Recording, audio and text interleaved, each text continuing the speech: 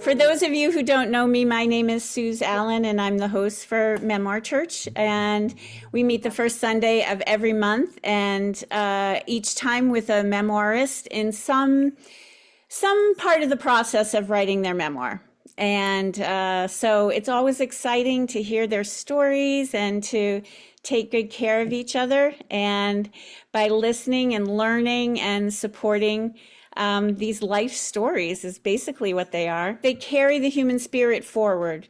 They connect us, and they're sometimes lifelines for each other. They grow empathy and humanity, and that's why I do it. I've been working with Sara for how long now, Sara? It's about a year and a quarter. A year and a quarter. Mhm. And so I'm really thrilled to have Sara here today. She's a lifelong student of meditation and spiritual paths. She's an author.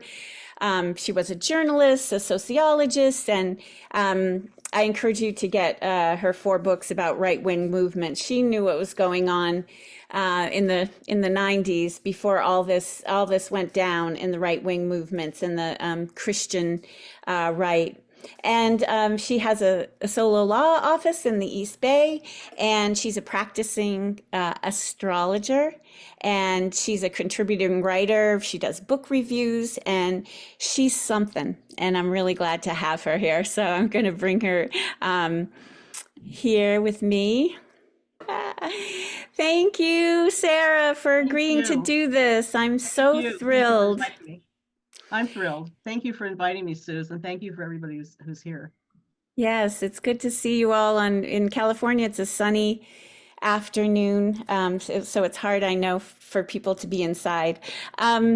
Sara has an upcoming book of Wolves and Wandering Stars, which is a spiritual memoir, and it's been a great journey to work with you, Sara, on this. And when did you first become a writer? Well, that's a really good question. I think I like to think of myself as the first time I really knew I was wanted to be an author was in first grade. And I would finish up all my work early in the afternoon, and if you finished up all your work, you got to go over to this art table. And so I would go over to this art table and take a big piece of construction paper and fold it in quarters, and then write something along the lines of "See Dick, see Sally."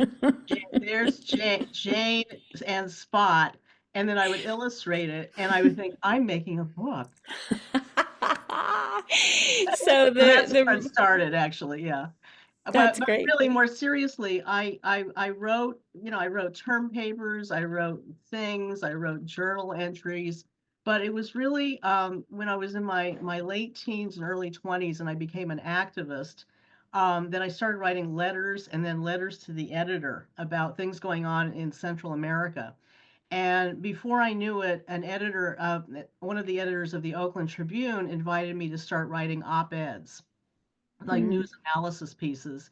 And that's where I really got into being a journalist. I was self-taught. I didn't take any classes. I just read a ton of books about how to become an investigative journalist. So that was the early 80s. And I was working on studying the Christian right.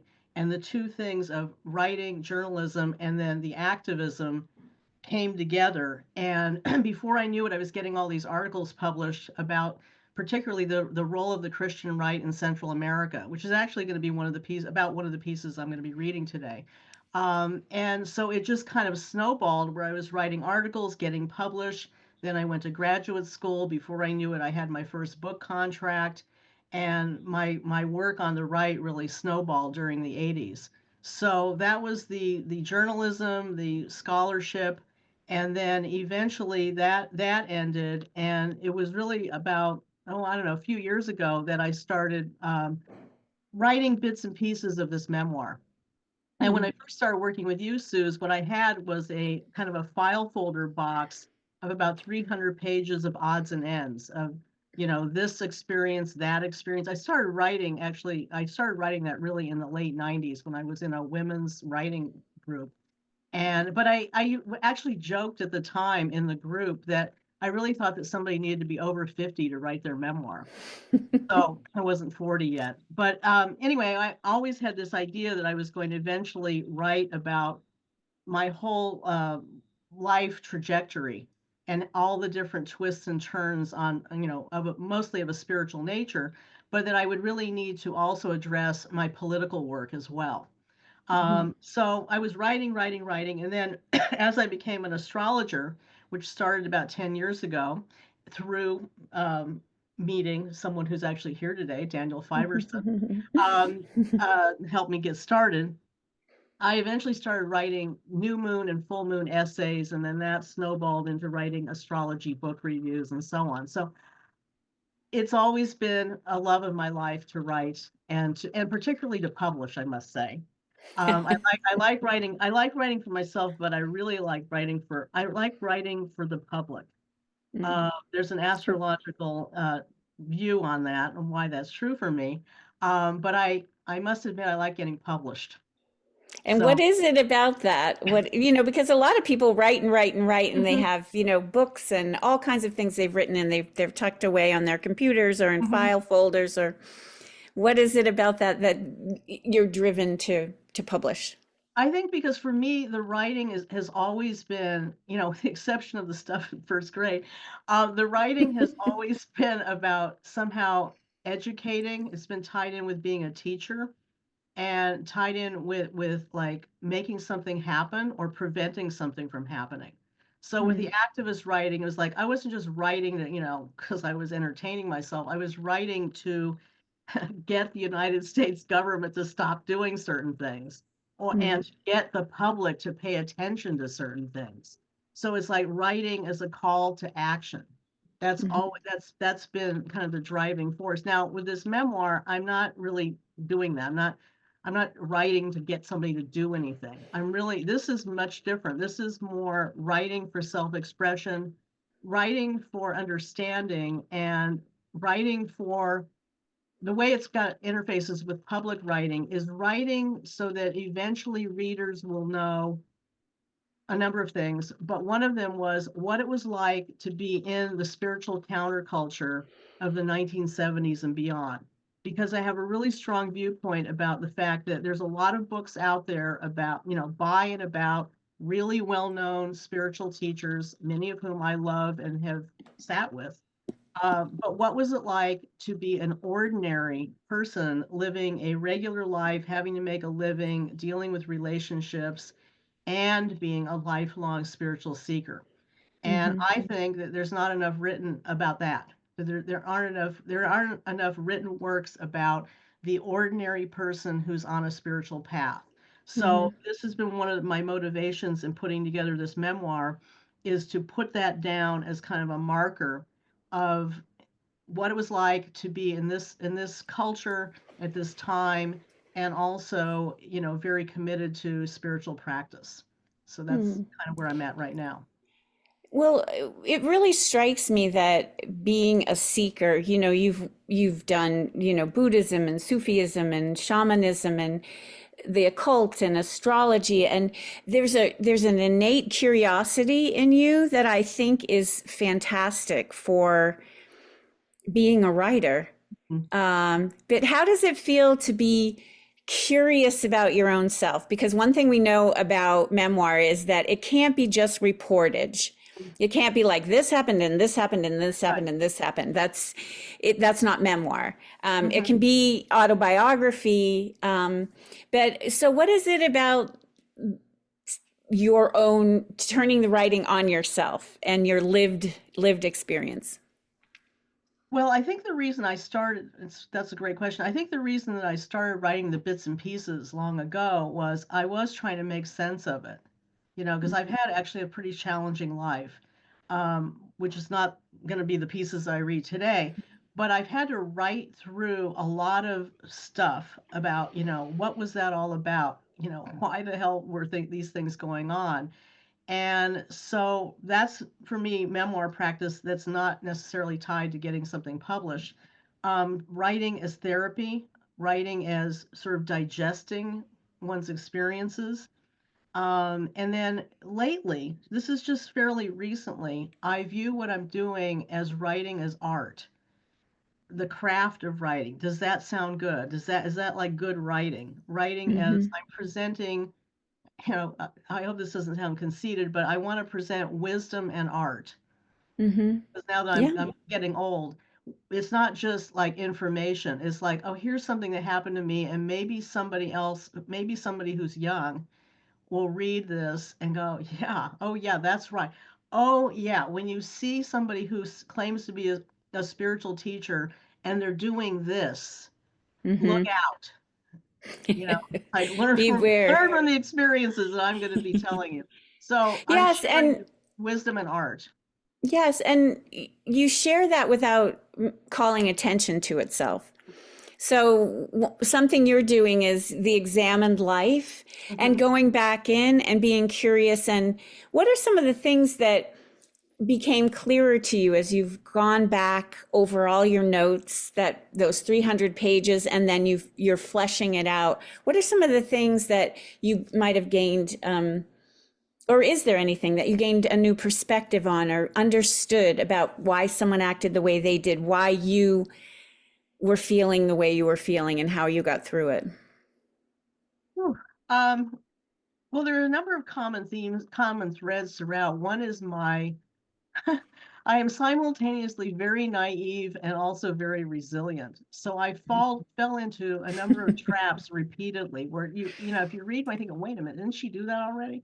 Yeah. Like, didn't she fall for that already? Like, how many times do I have to learn the same lesson over and over and over again?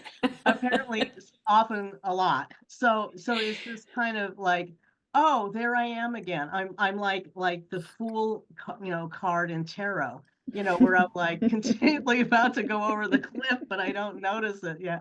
So there's this kind of like, there she goes again. And yet every time as you and I have talked about quite a bit, that I keep moving, I just Mm-hmm. I don't get deterred. So it's Mm-hmm. been interesting to see that when it's written down. Yeah. And also that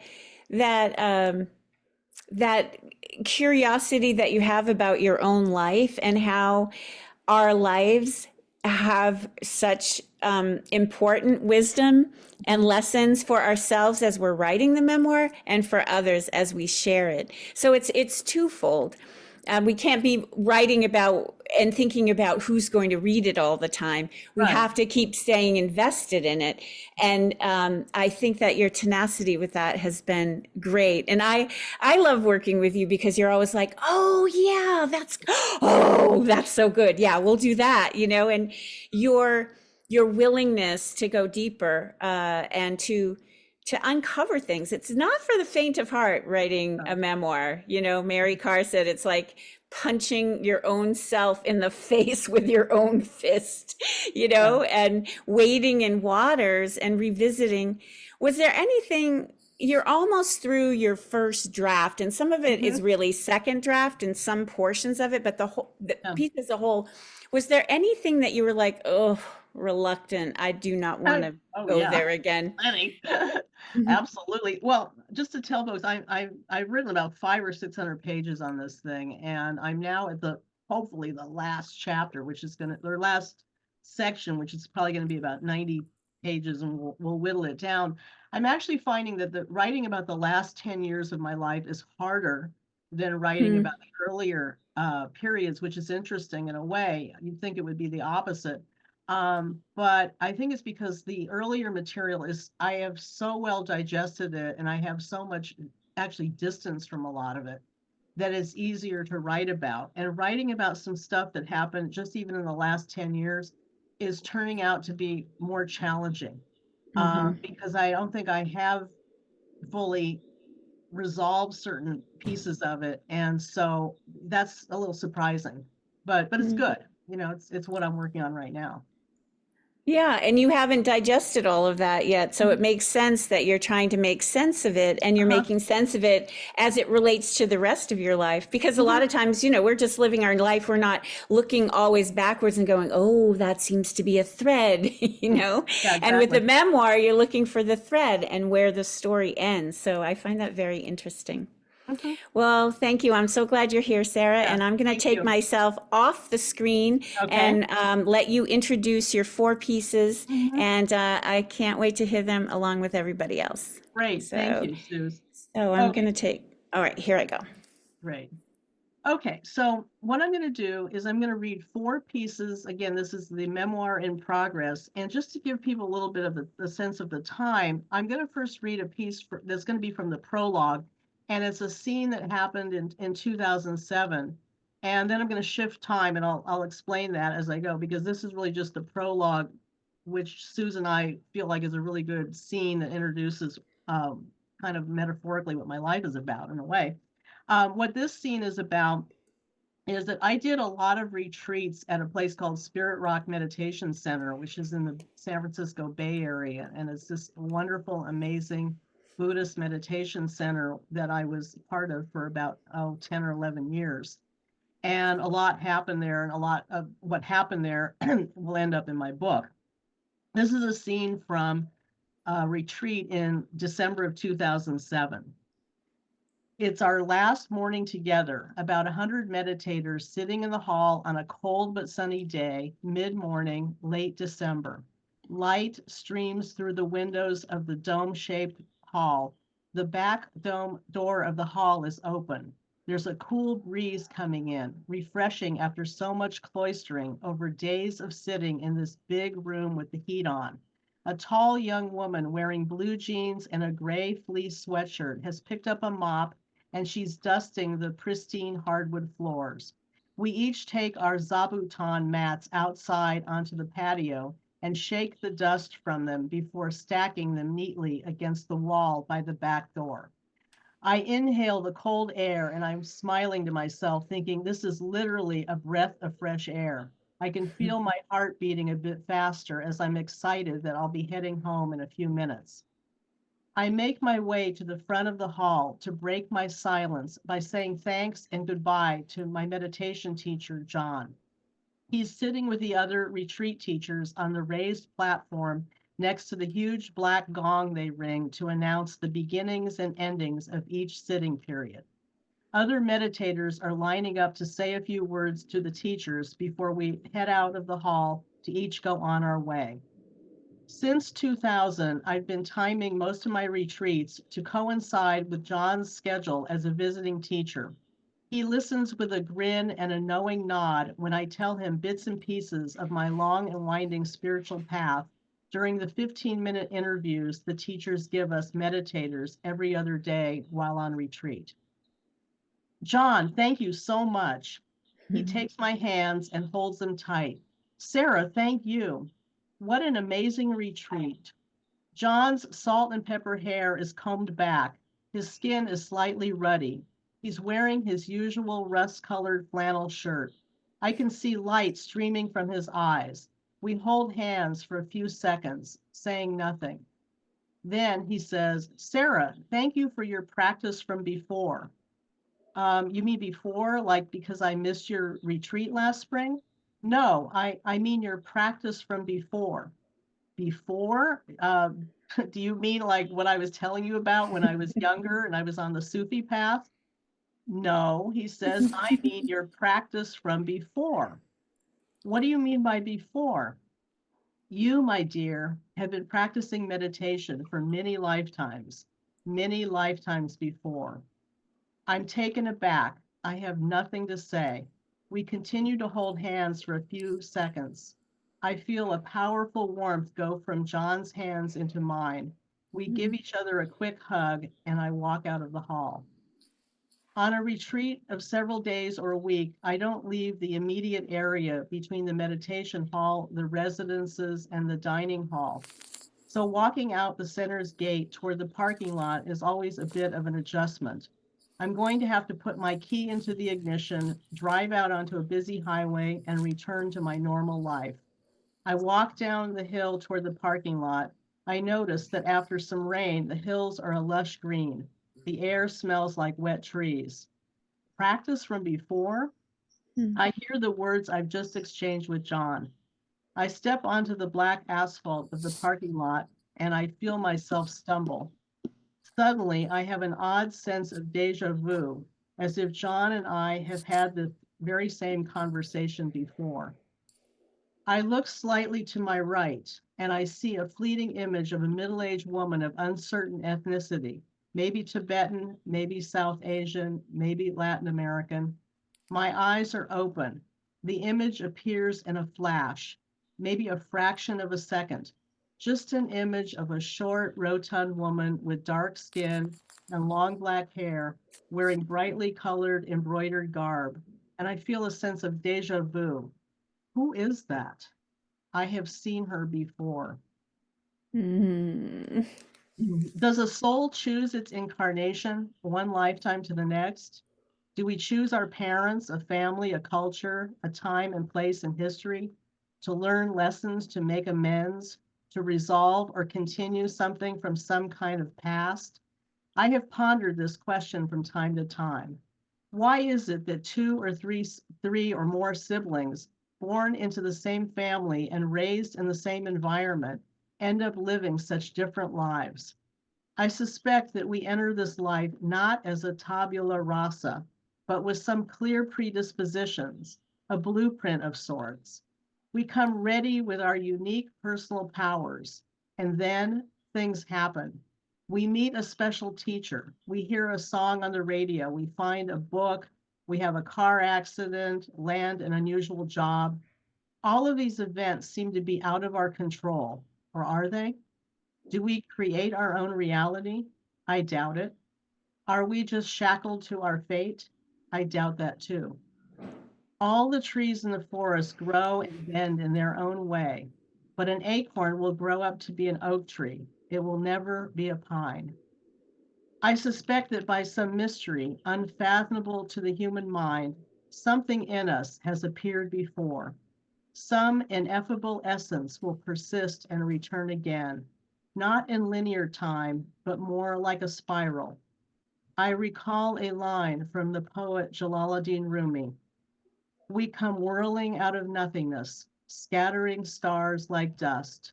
The stars make a circle, and in the middle we dance. Mm. Beautiful, Sarah. Yay! People are clapping. Thank you for clapping. That's nice. So that's going to be in the prologue. And now for something completely different. I had a very wild and crazy life, and I'm not sharing most of it with you today. Vida loca, as they say in Spanish, which I studied in college the first time around.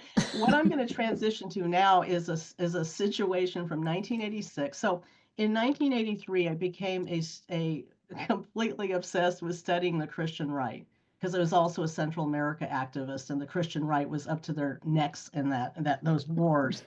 And I befriended a number of people, and we decided we were all going to get together in Washington, D.C. for something that's now well known called the Conservative Political Action Committee, CPAC. Mm. And then I and my friend Hal were moving on to the National Religious Broadcasters Convention. So this is what happened at the February 1986 convention of the National Religious Broadcasters. Okay, it's a bit long. This is the longest piece I'm going to read. I hope you enjoy it. Hal and I take a cab from where I'm staying at my friend Danny's house over to the Sheraton Hotel on K Street in Washington, D.C. The National Religious Broadcasters have been holding conventions in D.C. since the 40s. Hal and I have been planning to meet up here for the February 1986 convention for months. Over the phone, we've gone over our lists of which characters within the Christian right we want to try to catch up with if we can. The NRB convention is the single most important annual shindig for evangelical media stars and Christian right organizers. Hmm. Hal and I get out of the cab. Got all your stuff? He asked. Yep, I'm ready. My main tool is my portable cassette recorder, the one I use as a volunteer in the news department at KPFA radio station in Berkeley. I've got fresh batteries and extra blank tapes. I get out of the cab. I hate this DC weather. My feet are sloshing around in the wet snow and mush on the sidewalk. It's freezing outside. And then as soon as we walk into the hotel lobby, we're hit by a blast of hot air. Why do people around here keep the heat on so high when it's so cold outside? The contrast makes me crazy. At least I'm wearing layers. blue corduroy pants and a matching blazer, a button-down light blue Oxford shirt. This is one of my journalism outfits. And a wool vest I can take off and stuff in my backpack if it gets too hot inside. Hal's wearing a gray tweed suit and a red bow tie. We check our coats in the coat room next to the hotel registration desk. You think they'll spot us? You think anyone will spot us? Hal says, no, Hal, they won't. I told you before, these Christians wouldn't know who's a Jew if one came up and bit them on the ass. Let's go get some coffee and a sandwich or something before we get started, Hal says. Good idea. Right next to the registration desk, there's a cafe where we go sit down. Let's plot our strategy, Hal says. Another good idea, I say. In the lobby, we've picked up the convention program guide. Hey, Sarah, do you notice how this thing is organized? What do you mean?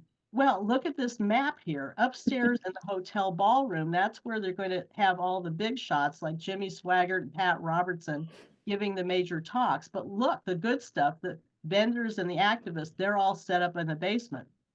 Yeah, I say upstairs is for public consumption with the mainstream press, while the juicy stuff is happening underground. Let's head down to the basement. I'll bet Mr. Frank Rich with the New York Times won't be down there. We take an elevator down to the hotel basement where NRB has its trade show. They've got dozens of booths displaying the latest high-tech broadcasting equipment. There are vendors selling direct mail marketing systems. They've got image consultants, accounting experts, computerized this, computerized that. I couldn't care less about any of this stuff, I say to Hal. Me neither. And we start to laugh. He starts to laugh. Hey, Hal, remember, you've got to keep a poker face, please. We're required to wear name tags here. I've got a press credential with my real name. I'm here for the Pacific News Service, a wire service in San Francisco. Hal's attending under a bogus name, something like Anthony Shiner, claiming he's with something called the Long Island Weekly News. I don't know how our friends Fred, Russ, and Lou are going to get into this thing later today or tomorrow. They're going to have to make up a story about being freelance journalists for some kind of a publication. Hal and I get to a booth where a guy whose name tag says Scott Holbrook is running a video showing different kinds of missile systems. So I go up and I approach him. Hello, what is this all about? Well, we're promoting President Reagan's plans for increasing U.S. missile capabilities against the Soviet Union, he says. Really? I say, well, that sounds amazing. Would you mind if I record an interview with you about it? Sure, the guy says. I check to make sure that my machine is rolling. So why do you think it's so important for Christians to support Reagan's expansion of nuclear weapons all over the world? I ask, as if I'm completely naive about all of this. Oh, he says, the whole idea of nuclear defense is totally biblical. We've got to be ready for anything because we know what the Bible says about the end of times. Oh my goodness, yes, we sure do, I say. I glance at Hal and I'm thinking, please, Hal, please just keep it together. Don't laugh, don't scream. This encounter with someone who thinks that nuclear weapons are biblical is scary, to say the least. I want to get away from this guy as quickly as possible. So I mumble a few words about how amazing and interesting the Reagan administration is. Well, thank you so much, Scott. Have a great convention, I say. And Hal and I move on. Can you believe that, Sarah? Yes, Hal, I've been telling you that some of these freaks are just angling for Armageddon. Oh, look over there. Let's go over there. We head over to another table where a middle-aged couple have a setup that looks like a pantry with shelving units showing rows of heat-seated packages of food labeled soups, dairy, potatoes, dried meats, pastry mixes, coffee, tea. What's this all about? I asked the gentleman behind the table whose name tag says Jim. Well, greetings, folks. We're here to let people know all about our last day's food supply company. What we've got here is a package deal where for just a few $1,000s, you can get a food supply that will get a family of 2 parents and 4 children through 7 years, if need be. If need be, I asked. Yeah, that's what we're expecting. Oh, yes, of course. Hal's over there reading the ingredients on some of the packaged food. Well, thanks for talking to us. Have a great convention. I motion for Hal to follow me as I walk away from this guy. What's that about? Hal says. Okay, so Hal, you know how that one guy over there likes nukes because he thinks Armageddon's coming? Yeah. Well, that's the pre-tribulation rapture crowd. Okay, they think the world will be destroyed and then Jesus will come back. Take all the believers with him, and all of the Jews who won't convert will be killed and burned in hell forever. But that guy over there with the 7-year food supply, he's a post-tribulationist. He thinks there's going to be 7 years worth of famine, drought, and pestilence that Christians need to survive, and then Jesus will come back. The post-tribulationists, a lot of them are gearing up for a race war in the United States because going through a race war will be a sign that they're in the midst of the tribulation. You're kidding, Hal says. No, Hal, I am not kidding. Most of these people here at this place believe in one or another of the apocalyptic scenarios. You got to get your pre-tribulationists and your post-tribulationists straight, Hal. Okay? Amen, he says. So we keep walking through the tables at this trade show, and at one point, Hal picks up a slip of yellow paper. Someone must have goofed and left it on this table. Look at this, Sarah. It says Pat, party, Saturday, 3, room 506. It must be some kind of a private party for Robertson. Let's crash it, I say. Absolutely, he says. And let's go call Lou. So we go back upstairs and find a phone booth in the hotel lobby. Lou is our friend who lives in Washington, D.C., and he's one of the editors of the Covert Action Information Bulletin. Hal and I have been trying to convince Lou to take this Christian rights stuff seriously. Our friend Fred also lives in D.C., and he's already on the subject, but he hasn't been to one of these media shindigs before. And our other friend, Russ, is in town from Detroit staying with Lou. So Hal calls Lou and he tells him to meet us at the party tomorrow at the Sheraton. Tomorrow, 3 p.m. Bring Fred, bring Russ. I can hear Hal on the phone. I don't know, just make up some press credentials for each of you. Wear suits and ties, check in with the front desk, just get here. You're going to want to see this. Okay, what's this? Upstairs on one of the hotel's guest floors, there's a suite marked discreetly with a post-it that just says, Pat. Hal and I, Fred, Russ, and Lou saunter in. We make our way to the back of the room where there's a buffet table. We each take a paper plate and help ourselves to the sliced vegetables, crackers, cheese, and onion dip. Look over there, I nudge Hal. There's Oral Roberts. A small crowd is standing with him. He's one of the old superstars among TV preachers. Then Pat Robertson strides into the room. He's wearing a 3-piece navy blue suit and dark brown cowboy boots. He's taller than I'd guess from watching his 700 Club show every weekday. Go, Hal whispers and gives me a little push. My microphone is on. My Sony recorder is slung over my shoulder. Pat is glad handing his way into the room. I move from the buffet table to where Pat is standing near the door. Hal is following close behind me. I get right in Robertson's path. Hi, Pat, I say. I watch your TV show every day. I never miss it. Well, hello there, little lady. How are you? Robertson grabs my right hand with both of his, and he gives me an affectionate shake. He's grinning from ear to ear, just like he does on TV. Suddenly, cameras are clicking, and there's a gaggle of men in dark suits surrounding me and Robertson. Then quickly, Robertson moves on to greet others. That's Secret Service, Hal whispers in my ear. When you get your Freedom of Information Act file, your picture with Robertson is going to be in there. We laugh. Then we go back to the snack table. Robertson's aides start setting up an impromptu podium. They plug extension cords from a microphone at the podium into a sound system in the back of the room. Robertson, the professional broadcaster, goes to the podium and starts tapping on his mic. Testing, testing. Can you hear me all in the back of the room? Yes, people are nodding and we're all set. A middle-aged woman with strawberry blonde hair approaches Pat at the podium. Pat, you must run.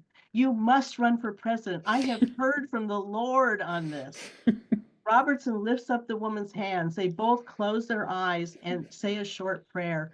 Father, in the name of Jesus, give me the guidance to know what I can do to save this country.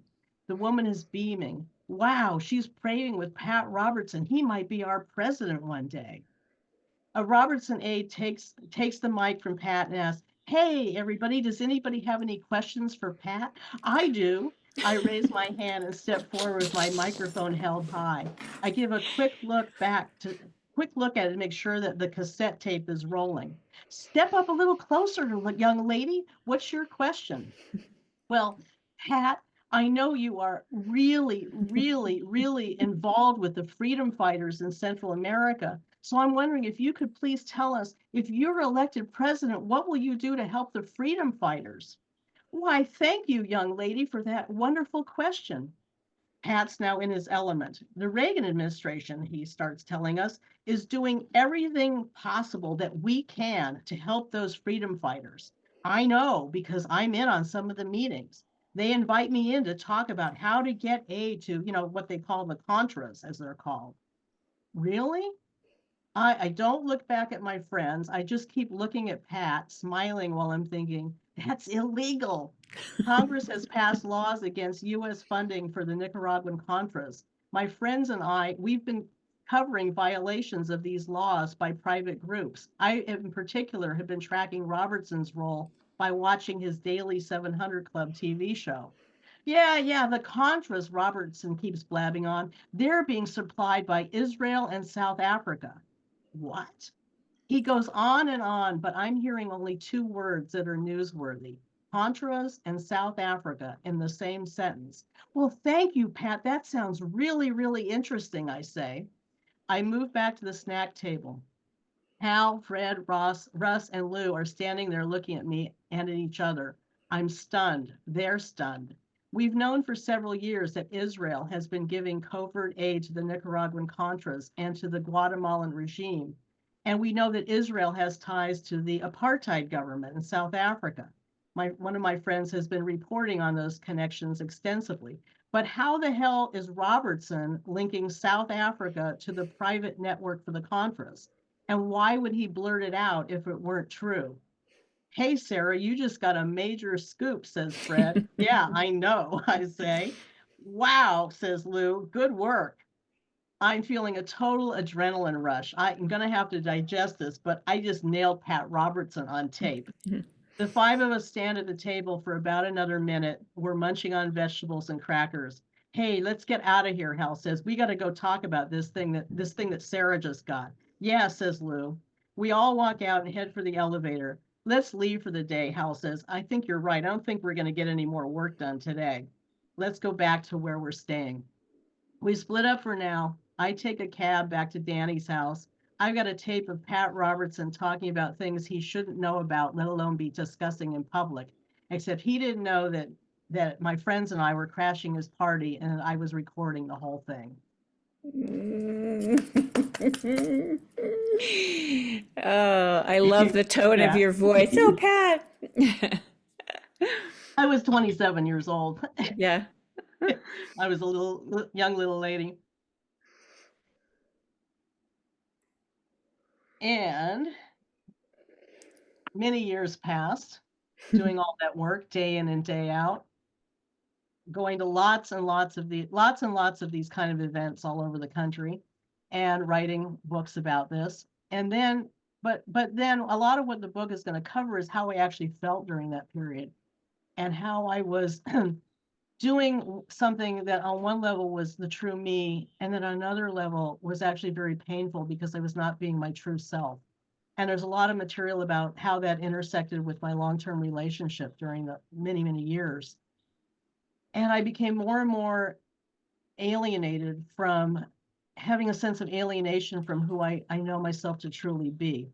So during this whole time of working on the Christian right, I was also in graduate school and finally finished my dissertation in the end of 1993. So this next piece is about something that happens about a year, by about a year after that, Christmas of 1994, and how I'm coming back to my true self. By Christmas of 1994, I am exhausted. I have finished turning my dissertation into a book for Guilford Press. They will now edit it and publish it in the fall of 1995. I told my editor, Peter, that the purpose of this book that's going to come out in 1995 is so that years from now, when people want to figure out what the hell happened to the United States, this book hopefully will help them know. Hmm. I've been hired to teach sociological theory 2 days a week at Cal State Hayward, and I've written my lectures for the first 4 weeks of the quarter. I really lucked out in getting this gig. The sociology department chair has told me that they would like to eventually hire me permanent full-time, but right now Cal State can only afford to hire part-time lecturers. I've got a week between Christmas and New Year's Day with nothing scheduled, no writing assignments. I'm going to spend a week in bed, I tell Brian, my partner. No, I'm not sick. I just want to rest. I'm not going to work on research about the right wingers. I'm not going to sit at my desk and write articles for Z Magazine. Don't answer the phone. Just let it go to the answering machine. Okay, Brian says, as long as you're not sick, that's good. I have bought 2 slim books about Sufism from Gaia Bookstore in Berkeley. One is Kabir Helminski's Living Presence, and the other is Llewellyn Vaughan Lee's book, The Bond with the Beloved, the mystical relationship of love, the lover and the beloved. Both authors are Sufi teachers in different lineages from that of Hazrat Inayat Khan. Both books are lyrical. I can just open to any page and read something that will carry me away. Am I reading? Am I sleeping? Dreaming? I'm wearing workout pants and a faded navy blue turtleneck, a pair of Brian's socks that I use as house slippers. It's cold in the house. I wrap myself tight in the flannel sheets. Roger, the orange tabby cat, is curled up at the bottom of the bed on top of the pale blue comforter. This is our tiny bedroom. We've got a double bed flanked by 2 nightstands we got at a garage sale long ago. Along the main wall is the huge maple dresser the Fletchers gave us. It's our best piece of furniture. It's got a matching framed mirror above it on the wall, and the mirror makes the room look a little larger. The dresser is covered on one side with my jewelry boxes and on the other side with a stack of Brian's folded up t-shirts. The room is so tiny, there's barely enough room to turn around. I can crack open the window on my side of the bed, get a little fresh air, though it's cold and damp outside. I read a few pages, then put the books under the pillow. I cry quietly into the sheets. I am so tired. I have been wandering in a wasteland, exiled from a spiritual path for 12 years. I have been pretending to be something I am not, a secular leftist who wants nothing of the spiritual quest. Brian thinks that's who I am. It has never been true. I am turning back to God. I want to go back. I open one of the books. I read about becoming like a drop returning to the ocean. I read about the great longing of an awakened soul to be reunited with the Creator.